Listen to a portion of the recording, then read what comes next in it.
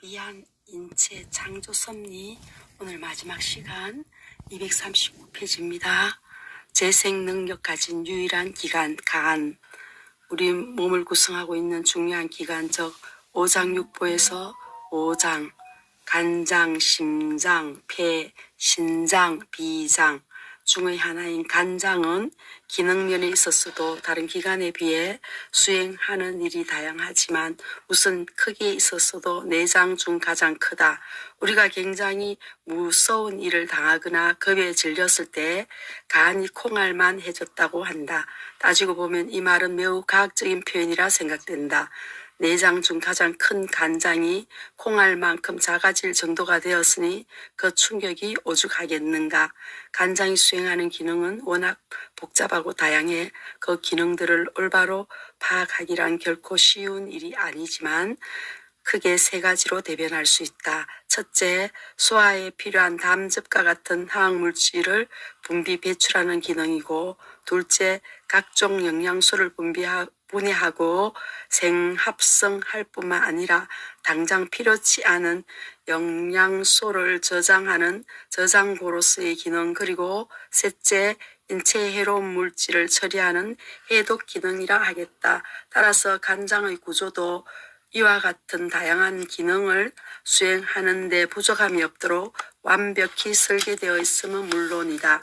간의 무게는 1에서 1.5kg 정도로 두껍고 큰 우엽과 얇고 작은 자엽으로 나뉘어지며 중앙부 아랫면의 간문에는 수개의 간이 모여 있는데 간장에 혈액을 공급하는 간동맥과 위, 장, 비장으로부터 들어오는 각종 영양소로 가득 채워진 혈액을 운반하는 무수하게 분지된 문맥들이 그것이다.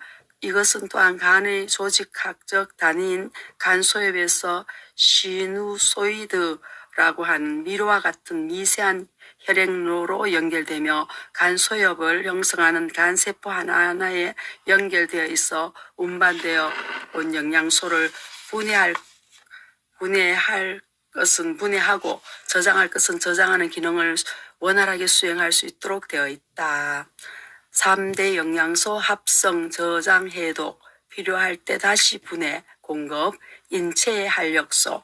다른 동물의 경우 간은 사람과는 다른 형태와 구조를 갖는다. 척추동물의 경우 간은 일반적으로 사람의 것처럼 좌우 2옆으로 갈라져 있지만 포유류는 5에서 6옆으로 그중 육식동물은 7옆 이상으로 갈라져 있고 파충류인 뱀의 경우는 1옆뿐인 경우도 있다. 진화의 정도와 간 엽수와는 아무런 관계가 없음을 쉽게 알 수 있다. 그럼에도 불구하고 몸무게에 대한 간의 무게 비율에 있어 하등동물이 고등동물보다 일반적으로 크다고 가끔 생물학 책에서 진화론적인 설명을 하고 있다. 아무런 과학적 근거가 없으면 물론이다. 이것이 사실이라면 간의 무게가 몸무게의 1%밖에 안 되는 소나 말은 3%가 되는 사람이나 개에 비해 더 진화된 형태란 말인가. 굳이 진화론적으로 설명을 하려고 하다 보면 이런 자가당착의 모순에 빠지기 십상이다. 동물에 따라 간의 형태나 크기가 각기 다른 것은 몸의 형태나 식성에 따라 간의 형태나 크기가 동물의 신체 구조에 적합토록 처음부터 만들어졌다고 보는 게 더욱 타당하다고 생각된다. 아무리 진화된 인간의 간이라 하더라도 인간보다 훨씬 하등한 지혜의 간을 대신하지 못한다는 것은 바로 이 점을 뒷받침해주는 좋은 예라 하겠다. 간의 기능 중 하나는 지방의 소화 및 흡수를 촉진시키는 담즙을 분비하여 담낭으로 배출하는 기능이다. 간장에서 분비되는 담즙의 양은 하루에 250에서 1000ml 정도로 담관을 통해 1단 담낭에 저장되었다가 필요시에 장으로 배출되어 소화를 돕는다. 간의 가장 중요한 기능은 탄수화물, 지방 및 단백질을 분해 합성하는 대사 기능이다. 탄수화물의 경우 소화에 의해 흡수된 포도당, 과당이 문맥을 통해 간으로 운반되면 간세포 안에서 복잡한 생화학 반응에 의해 글루코겐이라는 물질로 만들어져 간세포에 저장되었다가 필요 시에 다시 포도당으로 분해 혈액으로 방출돼 전신에 공급된다. 단백질의 경우 혈액 내 알부민, 피브리노겐 등과 같은 혈장 단백질도 바로 간에서 합성된다. 그래서 간이 심한 장애를 받게 되면 알부민이 감소하는 이유도 바로 이 때문이다. 간이 갖는 독특한 기능의 하나는 독극물을 비롯한 몸에 필요치 않거나 해로운 물질을 무독화시키는 해독작용이다. 아미노산이 분해되면 암모니아로 변하는데 암모니아는 뇌에 치명적인 손상을 입히는 인체에 해로운 물질이다. 몸의 각 조직에서 형성된 암모니아는 뇌에 가기 전에 독성이 없는 글루타민으로 바뀌어 간으로 이동된다. 여기서 다시 암마로 바뀌어 요소회로라는 복잡한 생학 반응 작용 기전에 의해 요소가 생성되어 오줌으로 배출된다. 이뿐만 아니라 우리가 먹는 음식물 속에는 알게 모르게 인체에 해로운 성분이 포함되어 있게 마련이다. 만약 간의 이 해독 작용이 없다면 오래 살 수 없음은 물론이고 때론 치명적일 수도 있을 것이다. 감사하게도 하나님께서는 이 모든 것을 아시고 미리 이 문제를 해결할 수 있는 장치를 만들어 놓으셨다. 간장은 다른 기관과는 달리 재생 능력이 있다. 지혜간은 3분의 2가 제거되어도 일주일이면 원래의 무게로 회복될 정도다. 각종 일을 수행하다 보면 손상을 받을 위험도 많이 있기 때문에 이를 대비한 기능인지도 모른다. 하나님이 하신 일에 어디 빈틈이 있겠는가. 완벽하시고 전능하신 그분을 의지하고 모든 것을 맡길 때 우리들에겐 부족함이 없으리로다.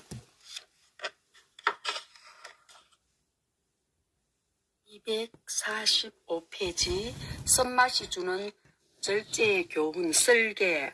흔히 사용하는 말 중에 인체의 기관을 비유하는 말이 많이 있다. 밥통 같은 사람, 간이 콩알만해졌다. 오장육부가 뒤틀린다. 허파에 바람이 들어갔나? 골이 빈 사람 등등. 이와 같은 말들을 무심코 하지만 가만히 살펴보면 그 가운데 기관의 특징이 담겨져 있음을 알 수 있다.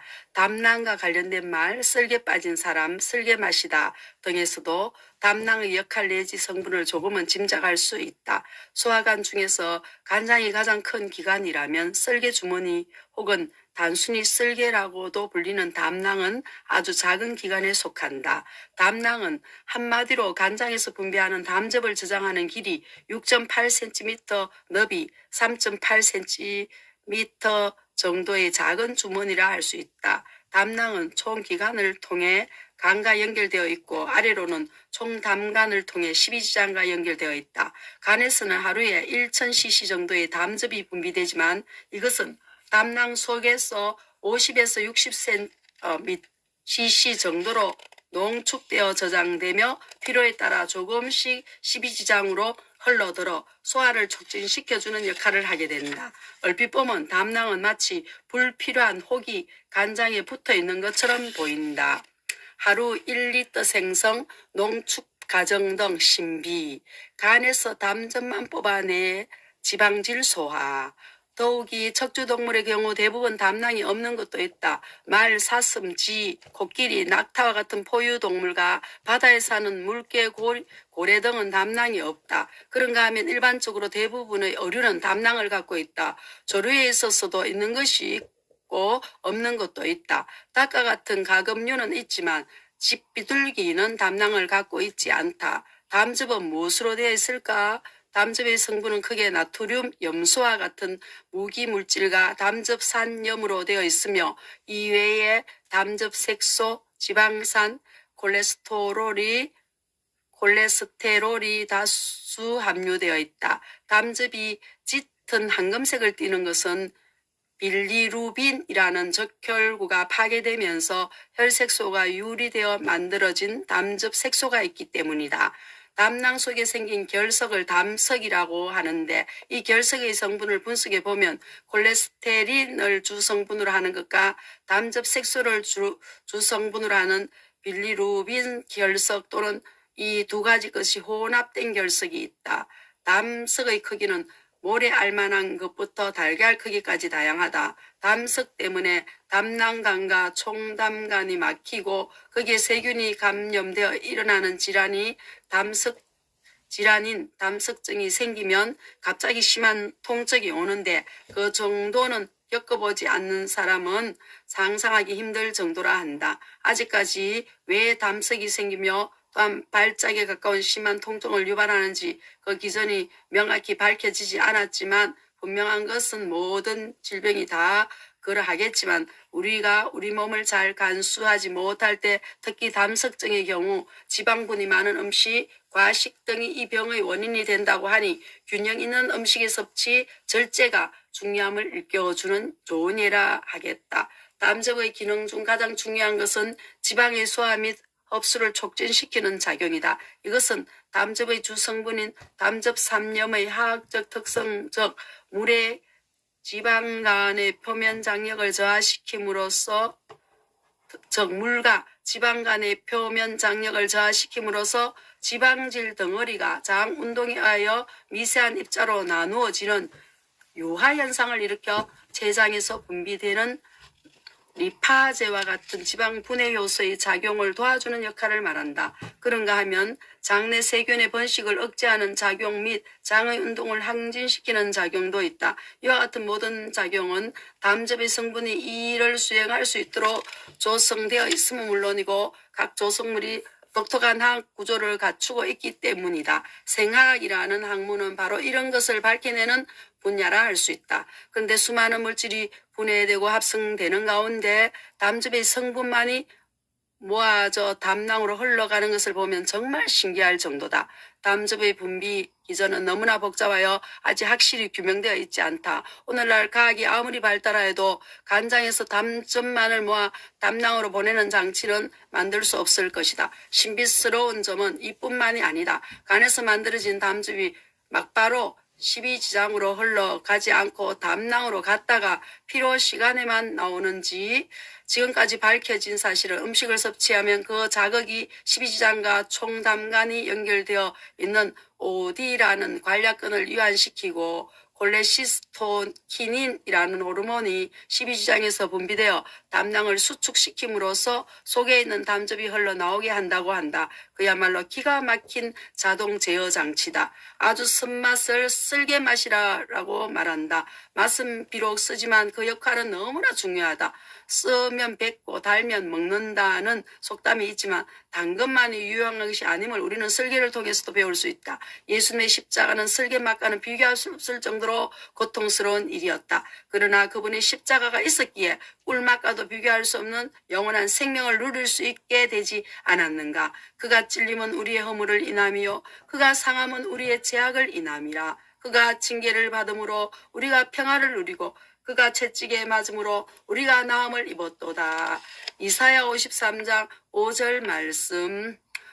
몸의 균형 잡는 전년 소화제 췌장. 지금까지 소화와 관련된 기관에 나타난 하나님의 솜씨를 조금이나마 살펴볼 수 있었다. 입, 위, 소장, 대장, 간장 그리고 슬개 등에 관해서는 전문가가 아니더라도 한마디씩은 각각의 기능들에 대해 말할 수 있을 정도로 그렇게 생소한 것은 아니다. 그러나 많이 듣긴 했는데 무엇을 하는 곳인지 막상 말하려고 하면 잘 모르는 곳 중에 하나가 바로 췌장이다. 췌장은 위에 뒤쪽에 있는 길이 약 15cm 정도의 긴 회백색 장기로 꼬리는 비장에 접해 있고 머리 부분은 십이지장에 접해 있으며 췌장에서 분비되는 체액과 각종 분비액이 흘러들 수 있도록 십이지장과 유두부에 구되어 있다. 췌장의 기능을 한마디로 위에서 반죽되어 산성화된 음식물을 중화시키고 소장에서 단백질, 지방, 탄수화물을 잘 소화시킬 수 있도록 각종 효소를 분비하는 것이다.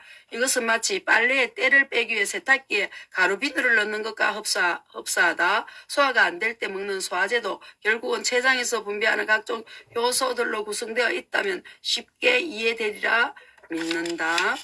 제 인체 내에서 어떤 물질을 분비하는 특수 조직을 선이라 하는데 땀, 눈물 등과 같이 외부로 배출되는 것을 분비선이라 하고, 분비된 물질이 혈액을 타고 다른 기관을 자극하여 호르몬 등을 분비시키는 것을 내분비선이라 한다. 췌장은 이 두 가지 기능을 모두 갖추고 있다. 그래서 외분비선에서 체액이 분비되고, 내분비선에선 당대사 호르몬인 인슐린과 글루카곤을 분비한다. 체액은 무색 투명한 소화액으로서 1일 평균 700mg 정도 분비되며 pH 8.5 정도의 알칼리성으로 위액에 의하여 산성화된 음식물을 중화시킴과 아울러 체액에 함유되어 있는 각종 소화 효소들의 최대 활성을 갖도록 조건을 형성해주는 역할을 동시에 한다.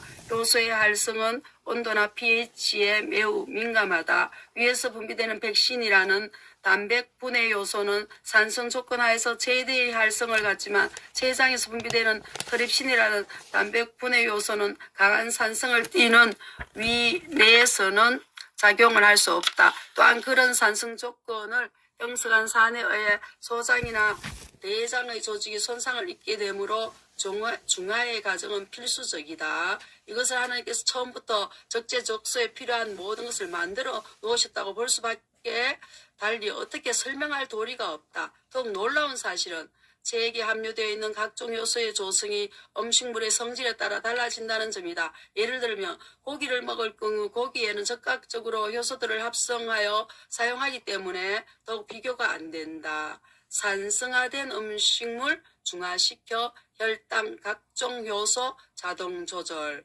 췌장의 또 하나 중요한 기능은 당 대사에 관여하는 인슐린과 글루카곤이라는 호르몬을 분비한다는 점이다. 이것들은 체액을 분비하는 조직 사이에 있는 섬모의 랑게르한스섬으로 불리는 특수한 조직에서 분비된다. 이 조직은 알파세포와 베타세포 두 종류로 되어 있는데 전자의 경우 아닐린에는 단백질이 풍부하므로 단백질을 분해할 수 있는 요소인 트립신이 많이 함유되고 대부분 탄수화물로 되어 있는 밥을 먹을 경우는 탄수화물 분해 요소인 아밀라제가 더 많이 함유된 체액이 분비된다고 한다. 이와 같은 조절은 빨래의 때가 더 많다고 해서 가루비누가 더 많이 나오고 적으면 적게 나오도록 자동으로 조절되는 세탁기와는 비교도 안 되는 자동 조절 장치다. 세탁기의 경우 가루비누를 임의로 넣어줘야 하지만 췌장의 경우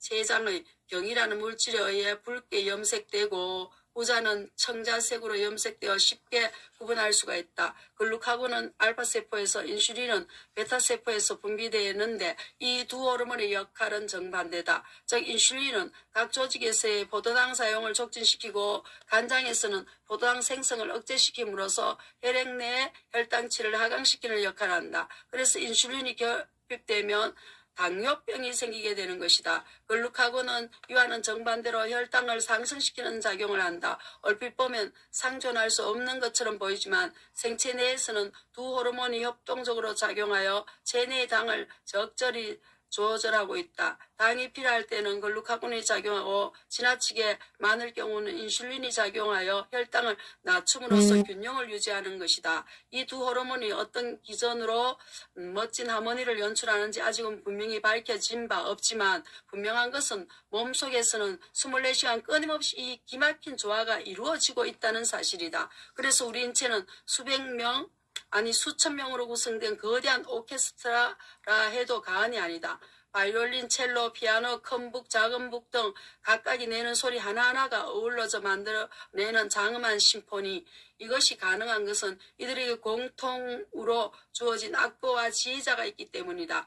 우리 인체도 마찬가지다. 비록 눈에는 보이지 않지만 우리 인체를 조화롭게 조절하는 악보에 해당하는 규칙이 있으면 물론이다. 이 악보가 무엇인가를 밝혀내는 것이 과학이지 이 악보를 만들어내는 것이 결코 과학이 아니라는 사실을 잊어서는 안 된다.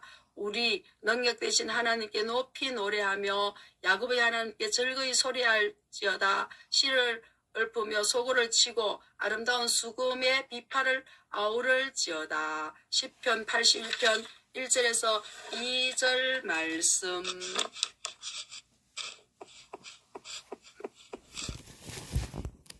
245페이지 쓴맛이 주는 절제의 교훈 설계. 흔히 사용하는 말 중에 인체의 기관을 비유하는 말이 많이 있다. 밥통 같은 사람, 간이 콩알만해졌다. 오장육부가 뒤틀린다. 허파에 바람이 들어갔나? 골이 빈 사람 등등 이와 같은 말들을 무심코 하지만 가만히 살펴보면 그 가운데 기간의 특징이 담겨져 있음을 알 수 있다. 담낭과 관련된 말, 쓸개 빠진 사람, 쓸개 맛이다 등에서도 담낭의 역할 내지 성분을 조금은 짐작할 수 있다. 소화관 중에서 간장이 가장 큰 기관이라면 쓸개 주머니 혹은 단순히 쓸개라고도 불리는 담낭은 아주 작은 기관에 속한다. 담낭은 한마디로 간장에서 분비하는 담즙을 저장하는 길이 6.8cm, 너비 3.8cm 정도의 작은 주머니라 할 수 있다. 담낭은 총기관을 통해 간과 연결되어 있고 아래로는 총담간을 통해 12지장과 연결되어 있다. 간에서는 하루에 1000cc 정도의 담즙이 분비되지만 이것은 담낭 속에서 50에서 60cc 정도로 농축되어 저장되며 필요에 따라 조금씩 12지장으로 흘러들어 소화를 촉진시켜주는 역할을 하게 된다. 얼핏 보면 담낭은 마치 불필요한 혹이 간장에 붙어있는 것처럼 보인다. 하루 1리터 생성, 농축 과정 등 신비, 간에서 담즙만 뽑아내 지방질 소화, 더욱이 척추동물의 경우 대부분 담낭이 없는 것도 있다. 말, 사슴, 쥐, 코끼리, 낙타와 같은 포유동물과 바다에 사는 물개, 고래 등은 담낭이 없다. 그런가 하면 일반적으로 대부분의 어류는 담낭을 갖고 있다. 조류에 있어서도 있는 것이 있고 없는 것도 있다. 닭과 같은 가금류는 있지만 집비둘기는 담낭을 갖고 있지 않다. 담즙은 무엇으로 되어 있을까? 담즙의 성분은 크게 나트륨, 염소와 같은 무기물질과 담즙산염으로 되어 있으며 이외에 담즙 색소, 지방산, 콜레스테롤이 다수 함유되어 있다. 담즙이 짙은 황금색을 띠는 것은 빌리루빈이라는 적혈구가 파괴되면서 혈색소가 유리되어 만들어진 담즙 색소가 있기 때문이다. 담낭 속에 생긴 결석을 담석이라고 하는데 이 결석의 성분을 분석해 보면 콜레스테린을 주성분으로 하는 것과 담즙 색소를 주성분으로 하는 빌리루빈 결석 또는 이 두 가지 것이 혼합된 결석이 있다. 담석의 크기는 모래 알만한 것부터 달걀 크기까지 다양하다. 담석 때문에 담낭관과 총담관이 막히고 거기에 세균이 감염되어 일어나는 질환인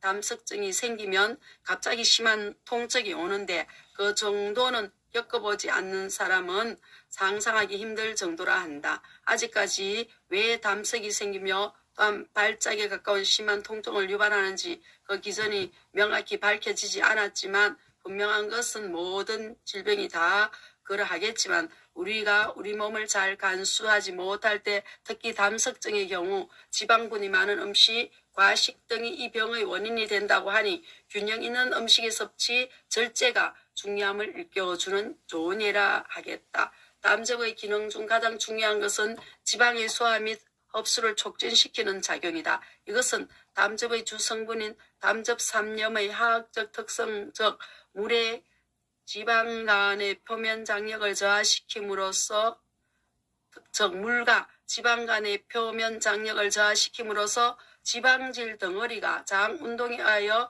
미세한 입자로 나누어지는 유화 현상을 일으켜 췌장에서 분비되는 리파제와 같은 지방 분해 요소의 작용을 도와주는 역할을 말한다. 그런가 하면 장내 세균의 번식을 억제하는 작용 및 장의 운동을 항진시키는 작용도 있다. 이와 같은 모든 작용은 담즙의 성분이 이 일을 수행할 수 있도록 조성되어 있음은 물론이고 각 조성물이 독특한 화학 구조를 갖추고 있기 때문이다. 생화학이라는 학문은 바로 이런 것을 밝혀내는 분야라 할 수 있다. 그런데 수많은 물질이 분해되고 합성되는 가운데 담즙의 성분만이 모아져 담낭으로 흘러가는 것을 보면 정말 신기할 정도다.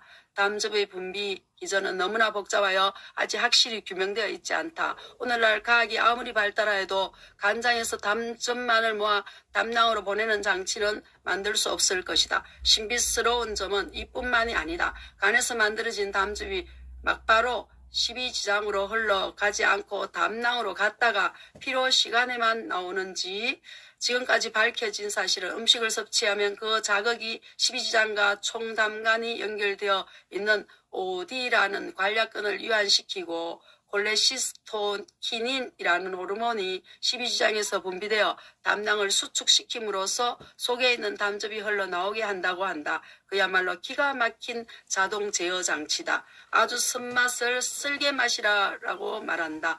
맛은 비록 쓰지만 그 역할은 너무나 중요하다.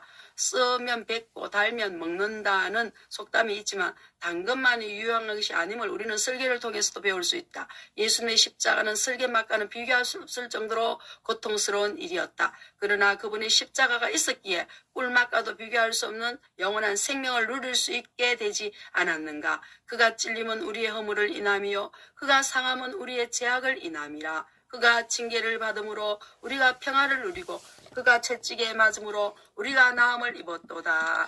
이사야 53장 5절 말씀. 몸의 균형 잡는 전년 소화제 체장. 지금까지 소화와 관련된 기관에 나타난 하나님의 솜씨를 조금이나마 살펴볼 수 있었다. 입, 위, 소장, 대장, 간장 그리고 슬개 등에 관해서는 전문가가 아니더라도 한마디씩은 각각의 기능들에 대해 말할 수 있을 정도로 그렇게 생소한 것은 아니라 그러나 많이 듣긴 했는데 무엇을 하는 곳인지 막상 말하려고 하면 잘 모르는 곳 중에 하나가 바로 체장이다. 체장은 위에 뒤쪽에 있는 길이 약 15cm 정도의 긴 회백색 장기로 꼬리는 비장에 접해 있고 머리 부분은 십이지장에 접해 있으며 체장에서 분비되는 체액과 각종 분비액이 흘러들 수 있도록 십이지장과 유두부에 구되어 있다. 체장의 기능을 한마디로 위에서 반죽되어 산성화된 음식물을 중화시키고 소장에서 단백질, 지방, 탄수화물을 잘 소화시킬 수 있도록 각종 효소를 분비하는 것이다. 이것은 마치 빨래에 때를 빼기 위해 세탁기에 가루 비누를 넣는 것과 흡사하다. 소화가 안 될 때 먹는 소화제도 결국은 체장에서 분비하는 각종 효소들로 구성되어 있다면 쉽게 이해되리라 믿는다. 제 인체 내에서 어떤 물질을 분비하는 특수 조직을 선이라 하는데 땀, 눈물 등과 같이 외부로 배출되는 것을 외분비선이라 하고 분비된 물질이 혈액을 타고 다른 기관을 자극하여 호르몬 등을 분비시키는 것을 내분비선이라 한다. 체장은 이 두 가지 기능을 모두 갖추고 있다. 외분비선에서 체액이 분비되고 내분비선에선 당대사 호르몬인 인슐린과 글루카곤을 분비한다. 체액은 무색 투명한 소화액으로서 1일 평균 700mg 정도 분비되며 pH 8.5 정도의 알칼리성으로 위액에 의하여 산성화된 음식물을 중화시킴과 아울러 체액에 함유되어 있는 각종 소화 효소들의 최대 활성을 갖도록 조건을 형성해주는 역할을 동시에 한다. 효소의 활성은 온도나 pH에 매우 민감하다. 위에서 분비되는 백신이라는 단백 분해 요소는 산성 조건 하에서 최대의 활성을 갖지만 췌장에서 분비되는 트립신이라는 단백 분해 요소는 강한 산성을 띠는 위 내에서는 작용을 할 수 없다. 또한 그런 산성 조건을 형성한 산에 의해 소장이나 대장의 조직이 손상을 입게 되므로 중화의 과정은 필수적이다. 이것을 하나님께서 처음부터 적재적소에 필요한 모든 것을 만들어 놓으셨다고 볼 수밖에 달리 어떻게 설명할 도리가 없다. 더욱 놀라운 사실은 체액에 함유되어 있는 각종 요소의 조성이 음식물의 성질에 따라 달라진다는 점이다. 예를 들면 고기를 먹을 경우 고기에는 적극적으로 효소들을 합성하여 사용하기 때문에 더욱 비교가 안 된다. 산성화된 음식물 중화시켜 혈당, 각종 효소 자동 조절. 췌장의 또 하나 중요한 기능은 당 대사에 관여하는 인슐린과 글루카곤이라는 호르몬을 분비한다는 점이다. 이것들은 체액을 분비하는 조직 사이에 있는 섬모의 랑게르한스섬으로 불리는 특수한 조직에서 분비된다. 이 조직은 알파세포와 베타세포 두 종류로 되어 있는데 전자의 경우 아닐린에는 단백질이 풍부하므로 단백질을 분해할 발전 요소인 트립신이 많이 함유되고 대부분 탄수화물로 되어 있는 밥을 먹을 경우는 탄수화물 분해 요소인 아밀라제가 더 많이 함유된 체액이 분비된다고 한다. 이와 같은 조절은 빨래의 때가 더 많다고 해서 가루 비누가 더 많이 나오고 적으면 적게 나오도록 자동으로 조절되는 세탁기와는 비교도 안 되는 자동 조절 장치다. 세탁기의 경우 가루 비누를 임의로 넣어줘야 하지만 세장의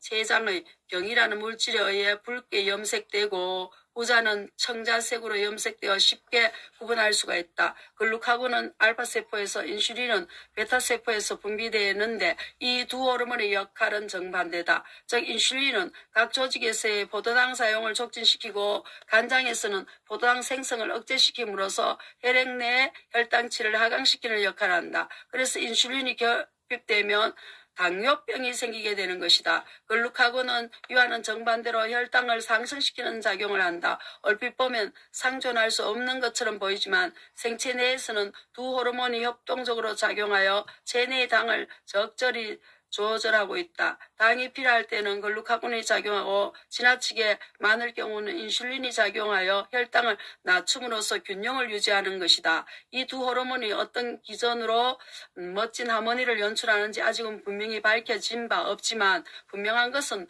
몸속에서는 24시간 끊임없이 이 기막힌 조화가 이루어지고 있다는 사실이다. 그래서 우리 인체는 수백 명 아니 수천 명으로 구성된 거대한 오케스트라라 해도 과언이 아니다.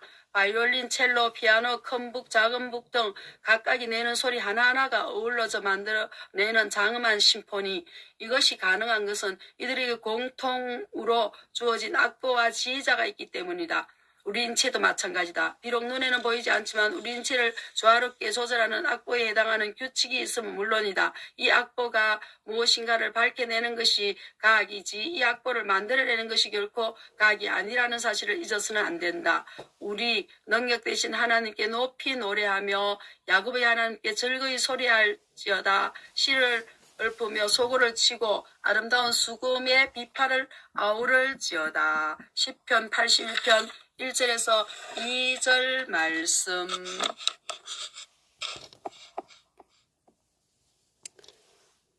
감사합니다.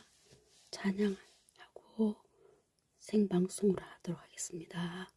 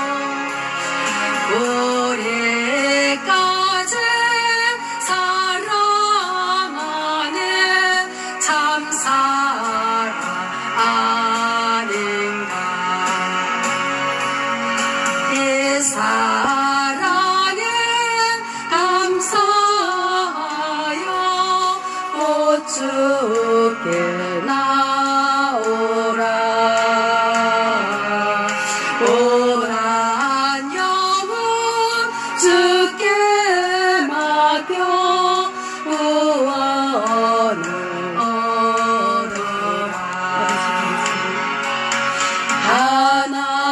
하나님은 사랑해라. 죄악에 빠졌던 아버지 우리까지 사랑하는 참 사랑 아닌가.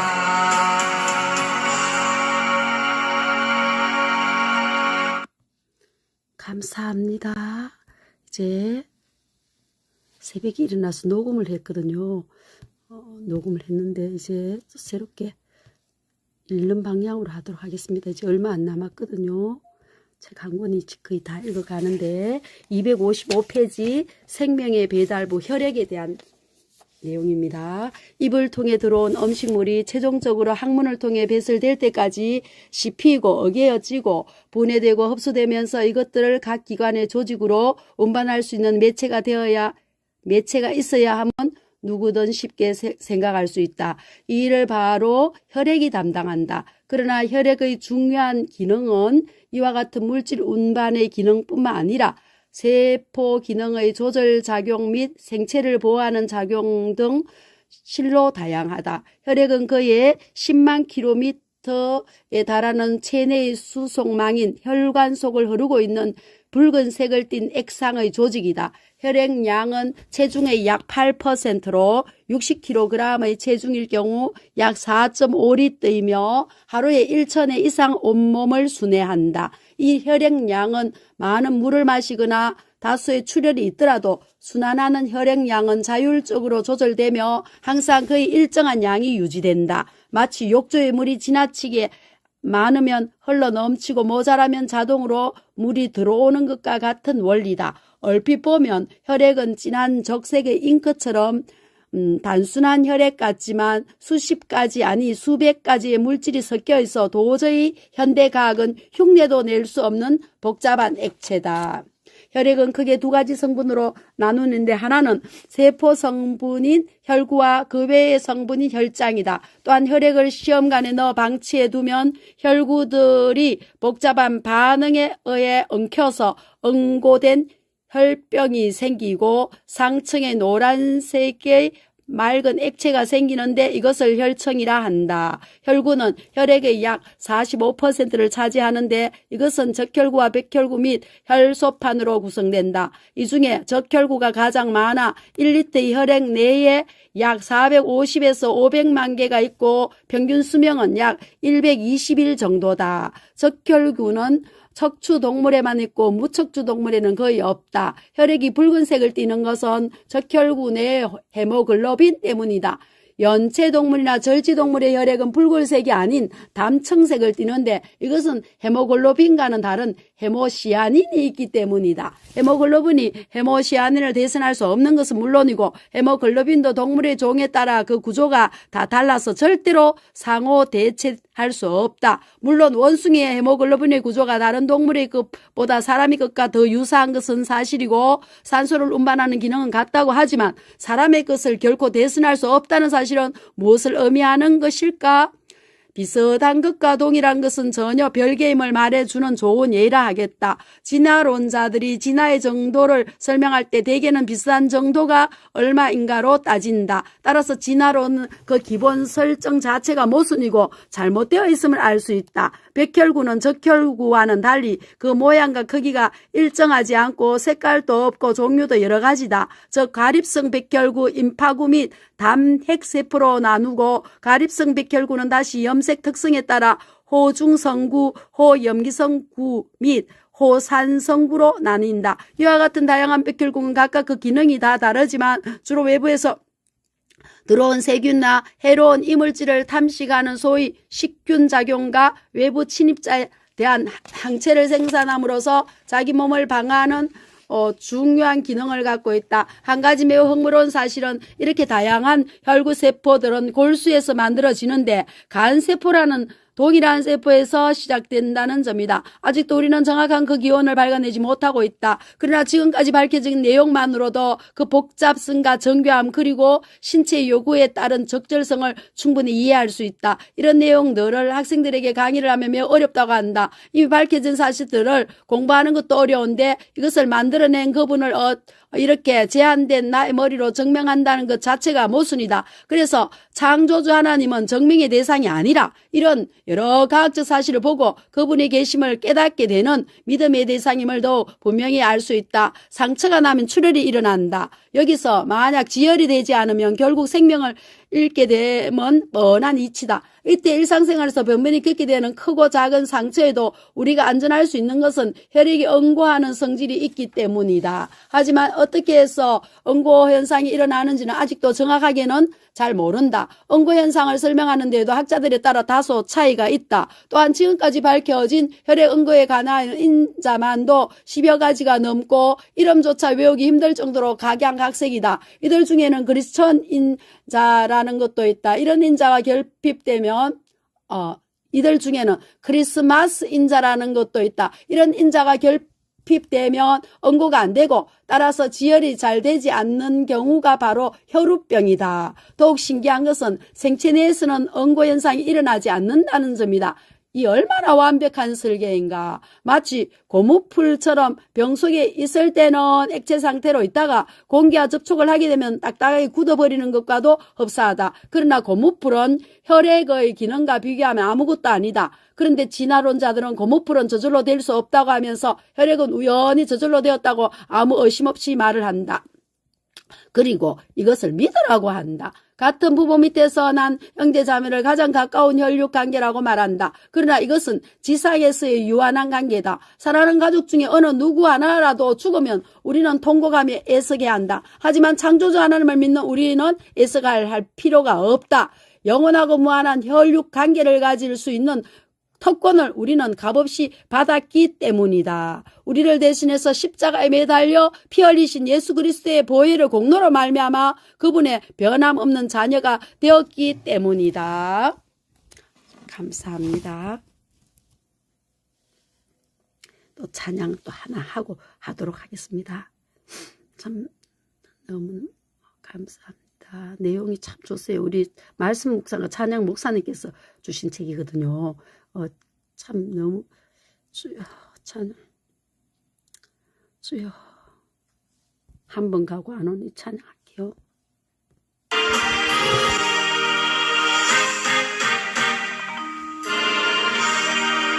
아침 해가 돋을 때 만물 신선하여라. 나도 세상 지낼 때 햇빛 되게 하소서. 주여 나를 도우사 세월호 속 안고서 어두운 세상 지낼 때 햇빛 되게 하소서. 새로운 강험을 보람 있게 보내고 주의 일을 행할 때 햇빛 되게 하소서. 주여 나를 도우사 세월호 속 안고서 어두운 세상 지낼 때 햇빛 되게 하소서. 한 번 가면 안 오는 빠른 광음 지날 때 귀한 시간 맞춰서 햇빛 되게 하소서. 주여 나를 도우사 세월호 속 안고서 어두운 세상 지날 때 햇빛 되게 하소서. 아마 주를 위하여 몸과 마음을 버리고 주의 사랑 나타내 햇빛 되게 하소서. 하소서. 주여 나를 도우사. 세월호 송 안고서 어두운 세상 지낼 때 햇빛 되게 하소서. 아멘.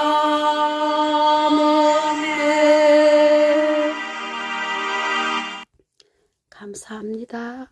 늘 변함없이 기도의 동력자, 전도의 동력자가 되어주셔서 너무너무 감사합니다.